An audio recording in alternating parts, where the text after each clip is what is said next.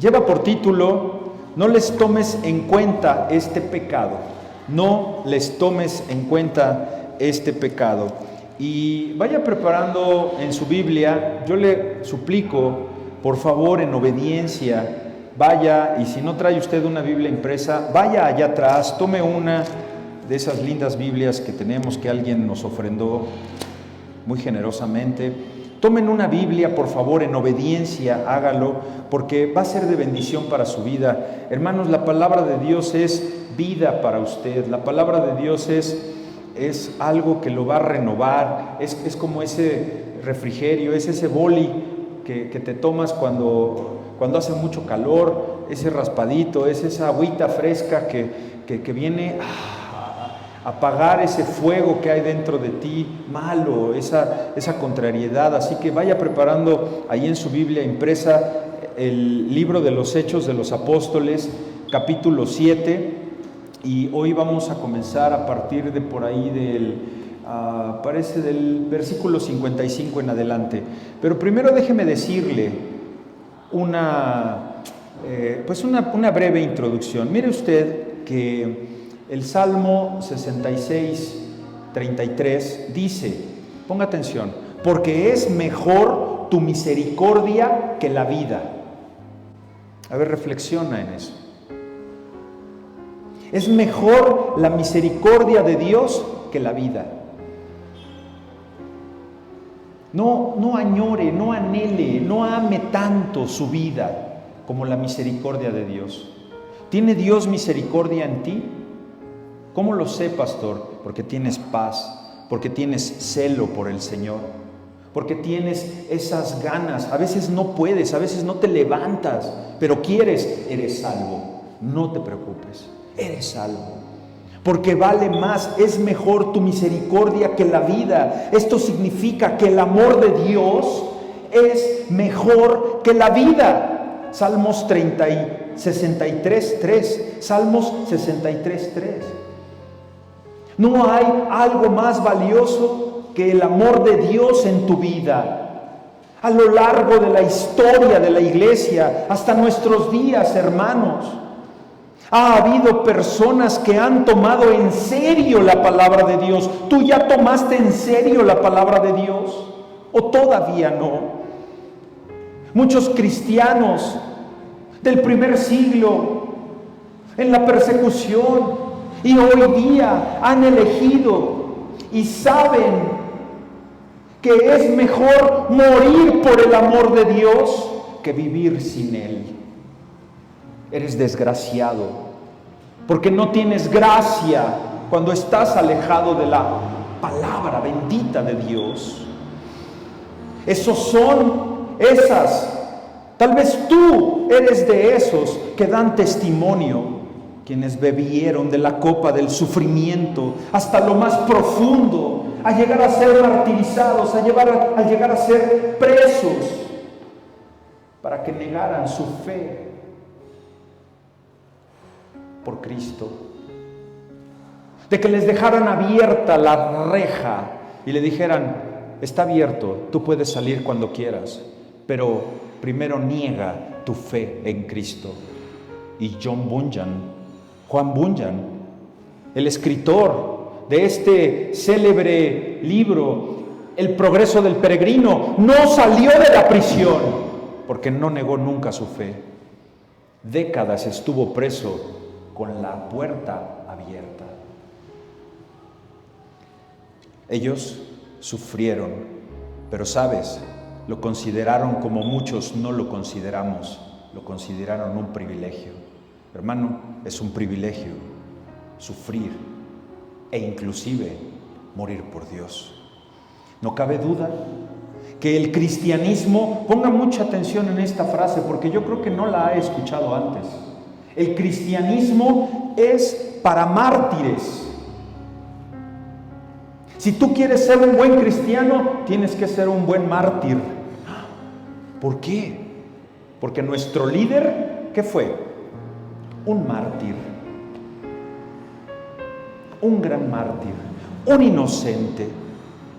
Piénsalo por un instante. Inviértele un poco de tiempo.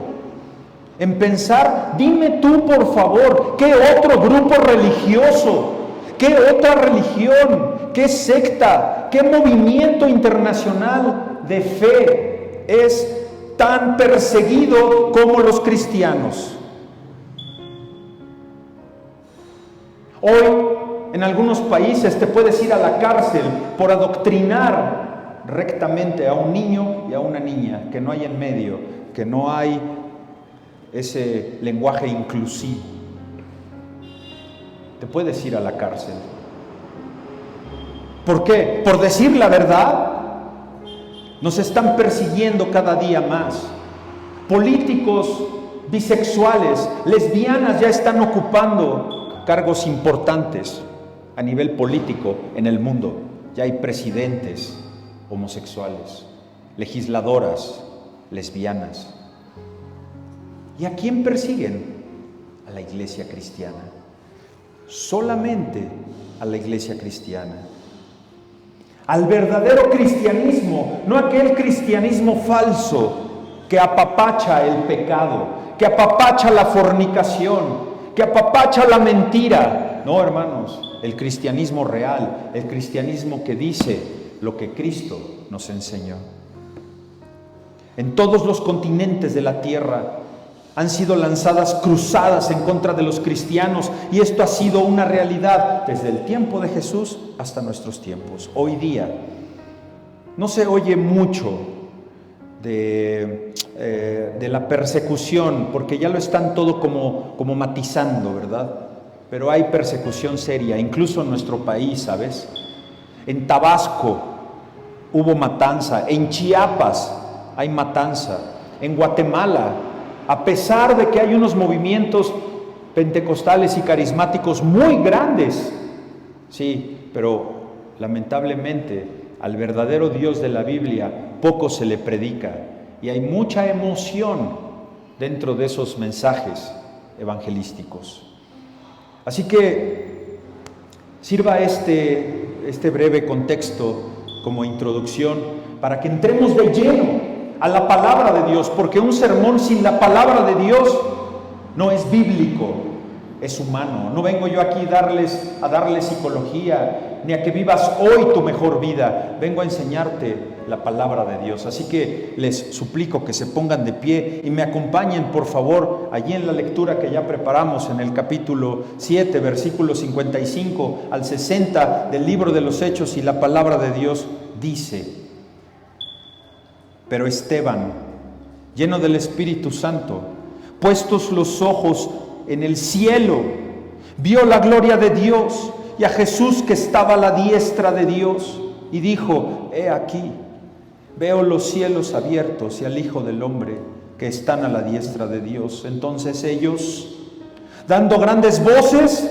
se taparon los oídos y arremetieron a una contra él, y echándole fuera de la ciudad le apedrearon, y los testigos pusieron sus ropas a sus pies, a los pies de un joven que se llamaba Saulo, y apedreaban a Esteban mientras él invocaba y decía: Señor Jesús, recibe mi espíritu. Y puesto de rodillas, clamó a gran voz: Señor, no les tomes en cuenta este pecado. Y habiendo dicho esto, durmió. Tomen asiento, por favor. Recientemente predicamos también sobre este pasaje, pero profundizamos sobre el punto de que salieras de tus murallas, ¿verdad? De que te atrevieras a dar el paso por Cristo, que muchos de ustedes lo han estado haciendo constantemente. Y eso el Señor lo sabe, y uno se da cuenta, y los felicito desde este púlpito. Hermanos, todo el capítulo 7 del libro de los Hechos se trata sobre un discurso, el discurso de Esteban, el primer mártir de la fe cristiana. Claro, por supuesto, después del maestro, ¿verdad? Él era el Hijo de Dios hecho hombre. Él, Esteban, fue apedreado por fanáticos judíos que no querían saber nada de lo que Esteban estaba predicando. Les dio una clase de teología, les dio una clase histórica durante todo lo que es el capítulo 7. Y déjeme decirle que ya los tenía anonadados, porque si nada más regresas, por favor, al versículo 15, por favor, versículo 15 del capítulo 6 de Hechos, fíjate cómo estaban todos, inclusive aquí ya los falsos testigos, mira cómo estaba, como Moisés cuando bajó de recibir la palabra de Dios. Entonces, todos los que estaban sentados en el concilio, al fijar los ojos en él, ¿qué vieron? Vieron su rostro como el rostro de un ángel. ¿Sabes qué vieron? La luz del Espíritu Santo.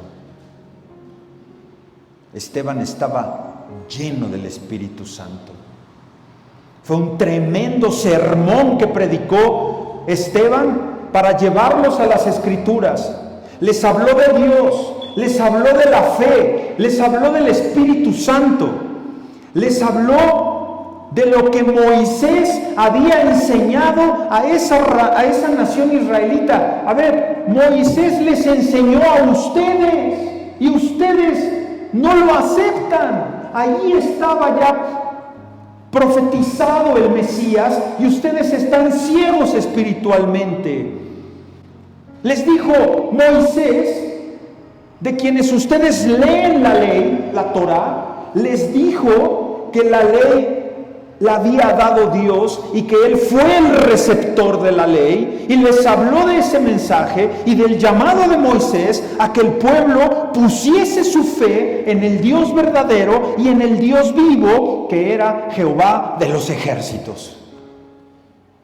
Pero el pueblo no quiso saber nada.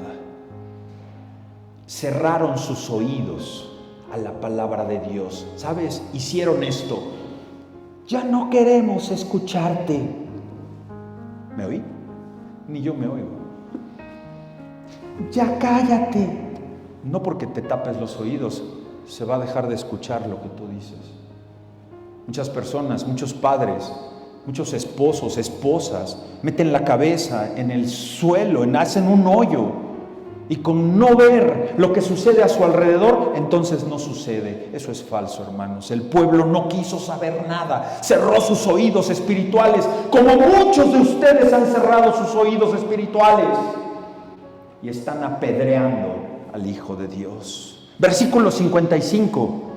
Pero Esteban, lleno del Espíritu Santo, su cara parecía como de ángel, brillaba como brilla una persona cuando tiene el Espíritu de Dios.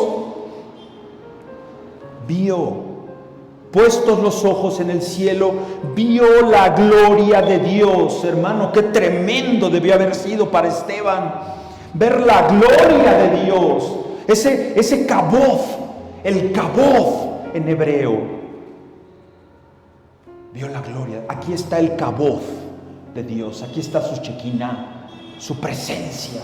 Aquí lo tenemos. Alrededor de esto que el mundo podría decir, ay, cuántas sillas vacías. No, hermanos, son lugares que muchas personas han dejado por seguir su pecado. Aquí no se consecuenta el pecado. Sería yo condenado doblemente y fuego del cielo caería sobre mí.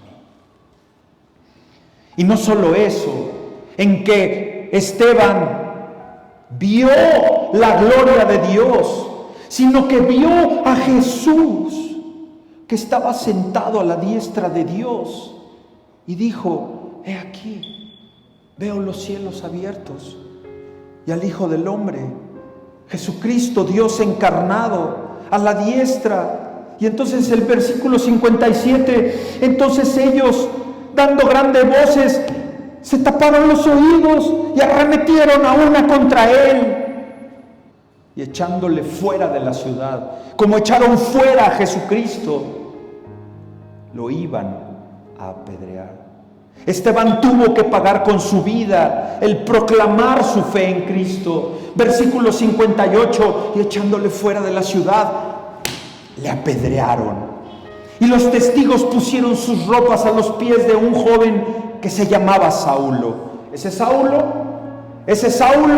sabemos que es el apóstol Pablo, que escribió más de la mitad de los libros que hay en el Nuevo Testamento. 13 cartas, 13 libros de tu Biblia, esa que tú tienes en la mano, la escribió ese Saulo, al que le echaron las ropas de Esteban, porque Saulo, joven, 25, 30 años, iba a presenciar el apedreamiento de ese santo.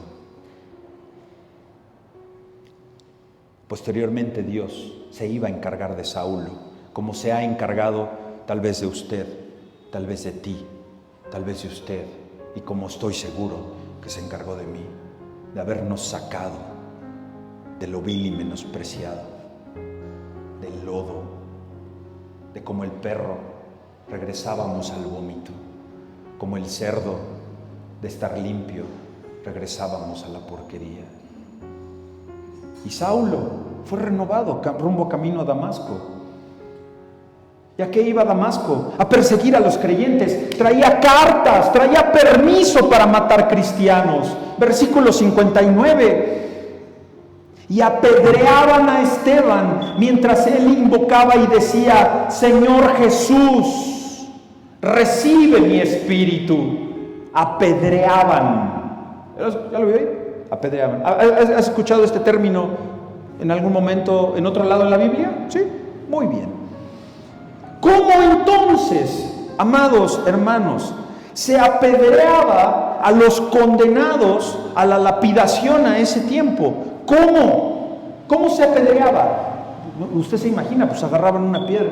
Para empezar, no eran esas piedras como las que tienes allá afuera de tu casa que te sobraron de la losa. Esa es grava, ¿no? Estas eran piedras filosas. Y ahorita les voy a dar una exposición de lo que es bíblicamente, de acuerdo a la tradición hebrea que regía al mismísimo Sanedrín, de cómo se tenía que apedrear y por qué te iban a apedrear.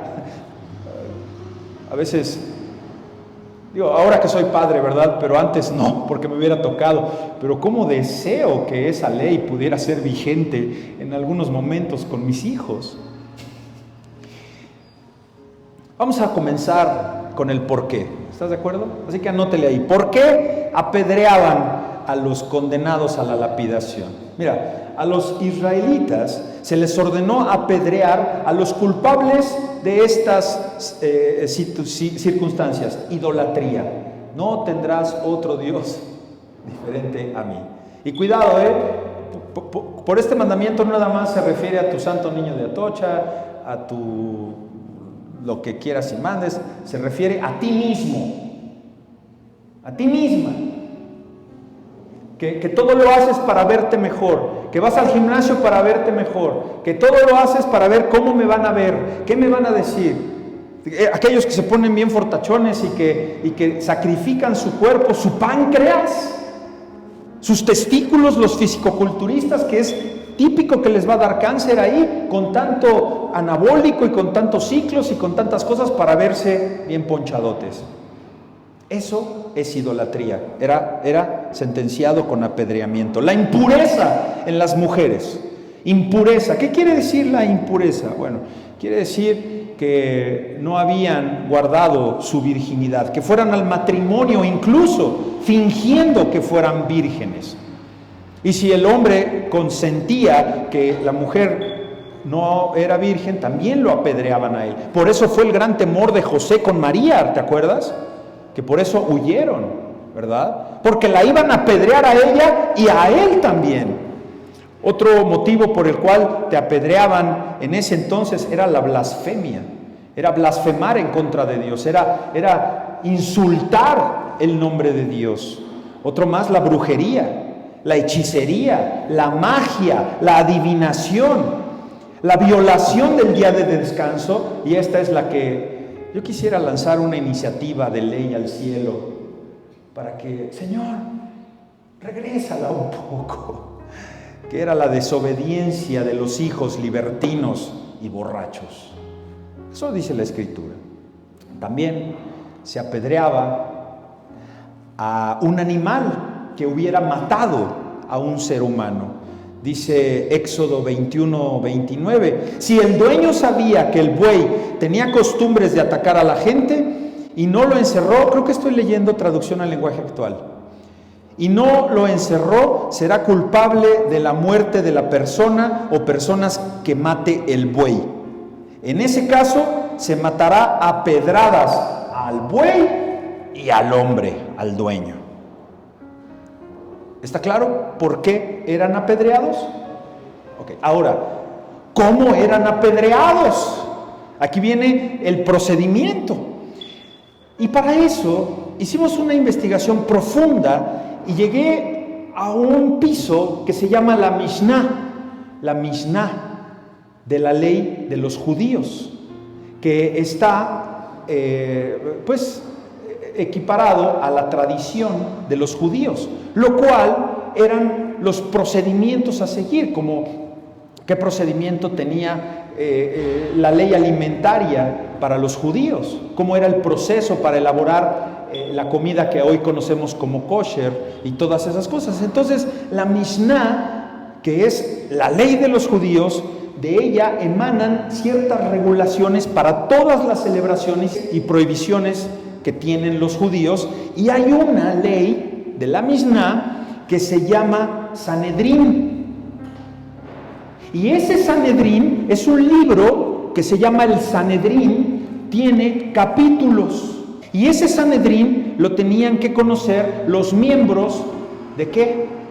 Del Sanedrín, del cual Pablo era miembro, y que el Sanedrín se encargaba de cumplir esos apedreamientos, entre otras cosas. Así que para el Sanedrín, y por ahí tenemos una imagen, te la puse ahí al lado de las alabanzas, que es el original. Esto que van a ver aquí en pantalla, puede poner en práctica su hebreo clásico, y lo pongo solo como un dato para que lo puedan ustedes apreciar, pero yo se los voy a dar en la traducción en español. Esto es lo que dice. Ahora, les recuerdo que el hebreo se lee de derecha a izquierda. Yo no tengo conocimiento del hebreo, pero la Mishnah, el Sanedrín, capítulo 4, cito la traducción al castellano de lo que ustedes están viendo. Dice: cuando el condenado se encuentra a una distancia de 4 codos del lugar, 2 metros aproximadamente, esto es cuando ya sacaron al condenado de la ciudad, porque te acuerdas que lo tenían que sacar de las murallas. Ok, ya cuando lo tienen afuera y que lo tienen a 2 metros de distancia, le quitan la ropa, lo desnudan, cubren los genitales del hombre por delante y los de la mujer por detrás y por delante. El lugar de la lapidación desde el que se empuja al condenado a la muerte es una plataforma del doble de la altura de una persona común y corriente. ¿Qué es esto? Que si por ejemplo van a lapidar a un hombre, a una mujer, ellos tenían un rango equivalente a lo que mide la población. Digamos que medían todos 1,50 metros, es un ejemplo. Entonces buscaban un lugar de 3 metros de altura para que ya desnudo, solamente cubierto con los genitales, el hombre y la mujer, lo ponían en esa plataforma y de ahí lo empujaban. Pero vamos a ver cómo lo empujaban, eso es lo que acaba de decir. Entonces lo hacen pararse en el borde de la plataforma, porque esos 3 metros son el doble de la altura de la persona. Entonces, te iría muy mal, Gabriel. ¿Cuánto mides? 1,90, ¿no? Pues de la caída. Bueno, a todos los que estamos altos, ¿no? Los chiquitos, pues... Fíjense que ahorita van a entender y tengan en mente aquel pasaje cuando fue a Pablo, que lo apedrearon, y apedrearon a Pablo y pensaron que estaba muerto, ¿te acuerdas? Van a ver por qué pensaron que estaba muerto, porque es un procedimiento el apedreamiento, no nomás agarrar tu piedra y échatela, ¿no? Entonces, hacen parar a la persona en el borde de la plataforma. Eso es lo que dice en parte este texto, ¿sí? Y luego, uno de los testigos, ¿te acuerdas que con Esteban hubo testigos falsos? Así que uno de los testigos, el primero de los testigos, que declaró en su contra, lo empuja por las caderas, de modo que caiga boca arriba al suelo. Si se volteó boca abajo, el testigo lo voltea, otro testigo lo voltea sobre las caderas, y si muere por esta caída a tierra, se cumple la obligación de apedrear al transgresor.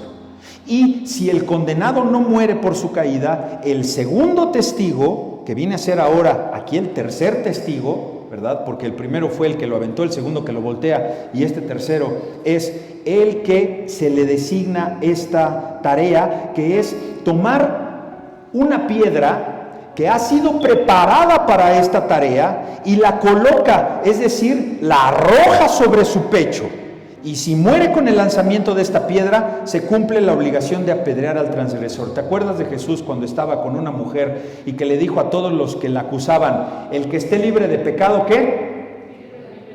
Es esta piedra. Jesús conocía el Sanedrín, Jesús conocía la ley porque él era judío. Él sabía y les dijo, a ver, ¿quién está libre? Lancen la primera piedra, como aquí se explica. Si muere con el lanzamiento de esta primera piedra, se cumple la obligación de apedrear al transgresor. Ya, no se murió de la caída, sigue el otro, lo apedrea, le echa la piedra en el pecho.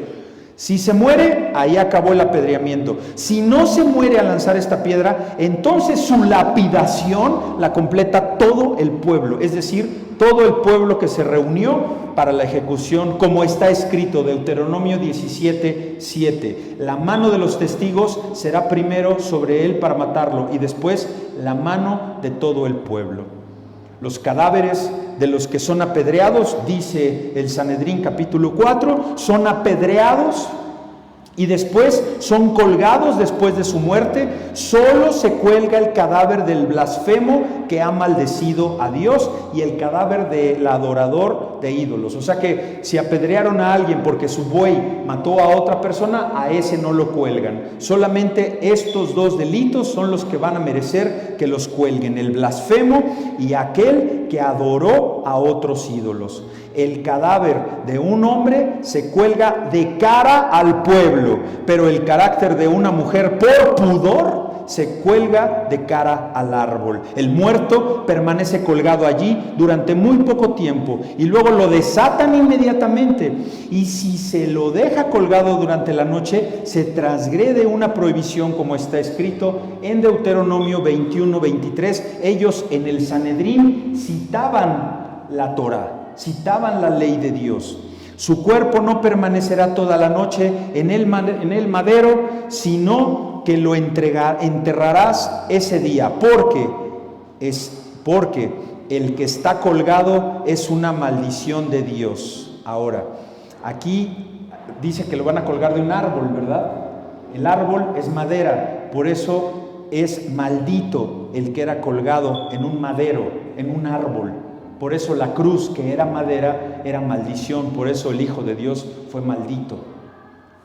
Lo maldijeron el pueblo de Israel, ¿verdad? Al negarlo y al decir que él era un blasfemo, ¿verdad? Él decía que él era el Hijo de Dios. Lo mataron. Fin de la cita. Acabamos con esta explicación. Así que continuamos con nuestra lectura en el versículo 60 del libro de los Hechos, capítulo 7, y dice: y puesto de rodillas, Esteban clamó a gran voz: Señor, no les tomes en cuenta este pecado. Y habiendo dicho esto, durmió. Es una expresión que se utiliza del hebreo a morir. ¿Pero por qué durmió? Porque tú, cuando te mueras, si eres creyente en la resurrección de Jesucristo, no vas a morir, vas a dormir el sueño de los justos. Así que, ¿cuál miedo a la muerte? Y aquellos que se nos han adelantado no murieron, durmieron. Estaban muertos, como tú. Estabas muerto a tus transgresiones, en tus pecados, y por la sangre de Cristo hoy tienes vida.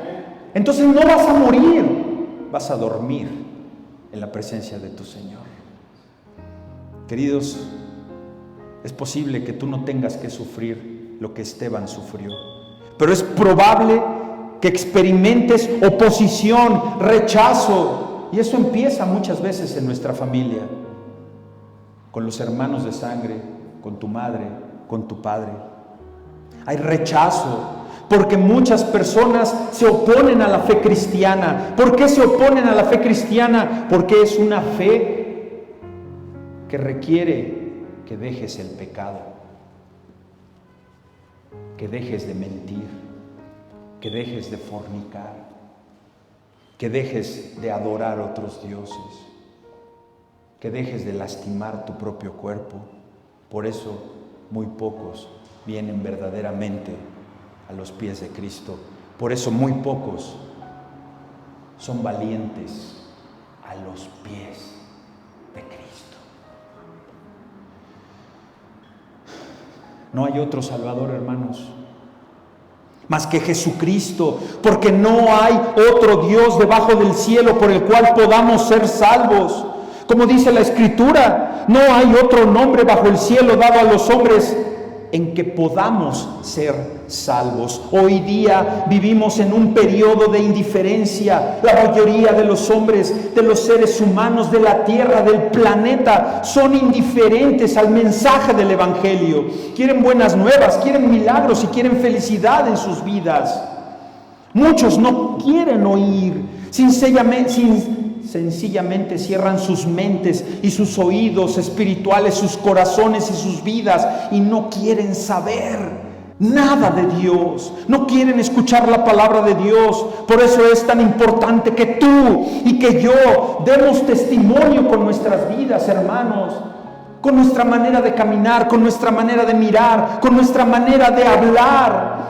Que demos testimonio del amor de Dios que mora en nosotros, de la gracia de Dios que tenemos, de la misericordia de Dios, que practiquemos nuestra fe en el único Dios vivo y verdadero. Todos los demás dioses son con D minúscula. Esteban estaba puesto de rodillas, clamó a gran voz: Señor, no les tomes en cuenta su pecado. ¿El pecado cuál era? Que lo iban a matar. Habla con tu hermano, habla con tu hermana. Pide perdón a Dios y dile: Señor, perdóname porque te he ofendido. ¿Cuál es mi pecado? Revélamelo, Señor. ¿Por qué no puedo cambiar? ¿Por qué me cuesta tanto trabajo, Señor? ¿Qué es eso que yo no quiero dejar, Señor? No te quiero ofender. ¿Sabes? Si tú piensas de esa manera, ya estás del otro lado. ¿Por qué? Porque está el Espíritu Santo obrando en ti y te va a fortalecer, hermano. El pecado que esta gente iba a cometer en contra de Esteban era el de asesinato, el de matar a un inocente. Igual que sucedió con su maestro, con Jesucristo nuestro Señor. Por eso toma de la cruz el elemento de la primera palabra de la cruz que dice: Padre, perdónalos porque no saben lo que hacen. ¿Cuántas veces en tu vida, cuando alguien te ofende, cuando alguien te roba, cuando alguien te lastima, cuando alguien te traiciona, cuando alguien no te toma en cuenta, cuando tus hijos no te agradecen, has levantado la mirada al cielo, no te están apedreando, no te van a apedrear, no te van a lanzar de 3 metros, no está listo el otro testigo con una piedra para lanzarla a tu pecho? No, qué bueno. Pero ¿cuántas veces has levantado tu mirada al cielo y le has dicho: Padre, perdónalos porque no saben lo que hacen? O tu respuesta es: si me la hizo, me la paga y doble. La meta de todo creyente, hermanos, es que algún día cercano o lejano te está preparando Dios para lo que viene. Es que tú puedas entregar en las manos del Creador tu alma. Aquí estoy, tómame, haz de mí lo que tú quieras. Y mientras, sigamos disfrutando de este viaje, sigamos disfrutando como espectadores de un buen partido, de lo que quieras, de fútbol, de americano, de tenis, de béisbol. Estamos en la banca, viendo cómo se está dando un partido que ya tiene resultado. Es como estar viendo un partido de fútbol de ayer Ya sabes cuál va a ser el resultado. ¿Cuál es el resultado? Salvación y vida eterna. Oye, pero le rompieron la pierna a Messi. Me van a decir, cálmate, Héctor, ¿dónde está la piedra? Ya los vi a los argentinos. Le rompieron la pierna a Messi.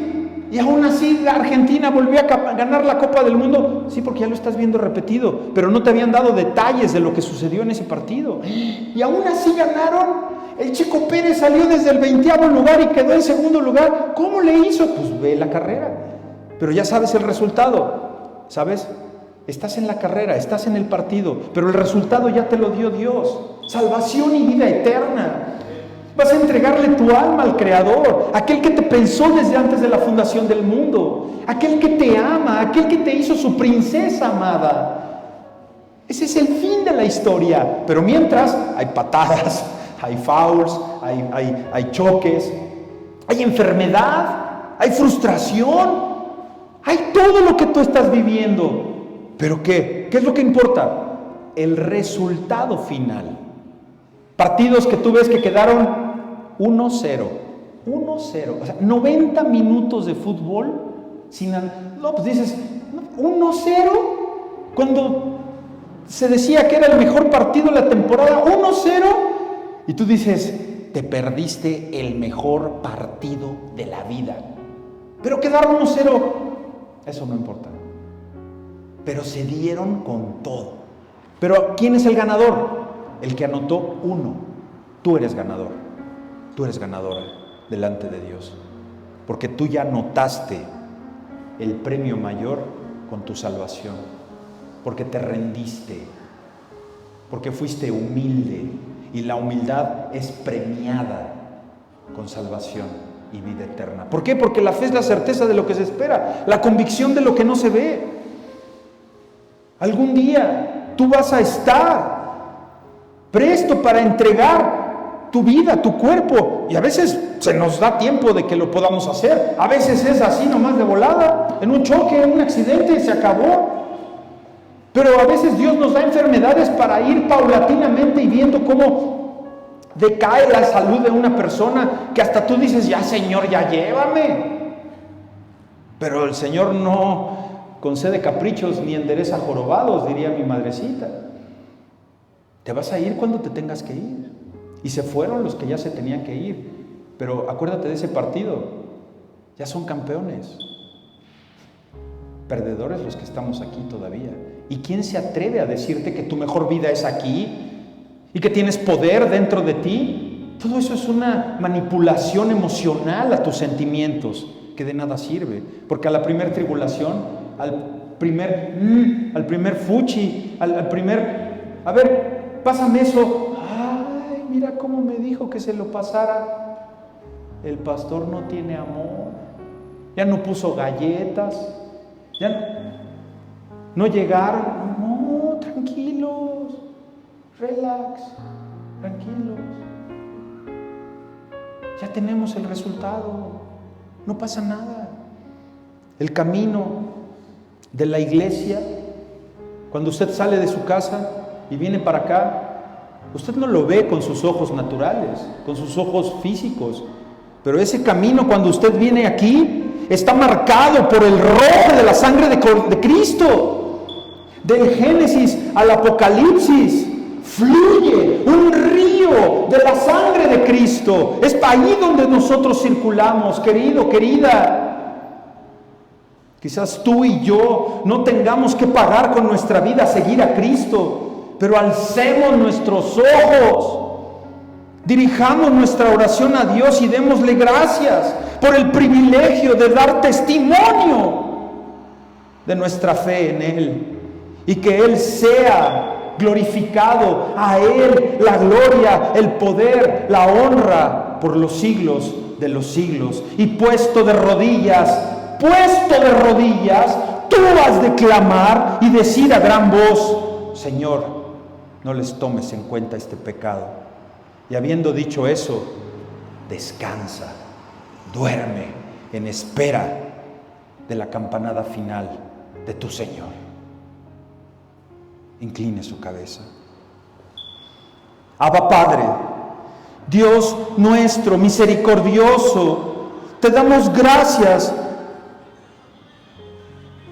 por el regalo de la salvación, por nuestro abogado celestial que nunca descansa, Jesucristo el justo, cuya muerte en la cruz hizo propiciación por todos nuestros pecados, satisfaciendo perfectamente cada existencia de tu santa justicia, quitándonos, Señor, de tu ira santa. Él, Jesús, es quien nos trajo fuera de la culpa y en el perdón nos sacó de la oscuridad a la luz de nuestra rebelión, y en tu amor, Dios, de la muerte a la vida, nos trajo vida cuando éramos muertos en nuestros pecados y concupiscencias. Él nos ha librado de este mundo malo a tu reino glorioso. ¿Cómo te alabamos, Señor, por la maravilla de tu amor en Jesucristo? Te damos gracias porque nos enviaste a tu Hijo, Él encarnado, quien fue despreciado, quien fue escupido, quien fue lacerado, rechazado, golpeado, escarnecido, crucificado, y todo para perdón de nuestros pecados. Gracias por este hermoso libro, la Biblia, que nos narra la historia de Esteban, el primer mártir. Señor, siéntalo usted, pídale perdón allí en su lugar al Señor y pídale que lo ayude a ser mártir, un verdadero mártir, que para usted sea vivir en Cristo y morir ganancia. Te damos gracias y te bendecimos en el nombre de tu Hijo Jesús. Amén.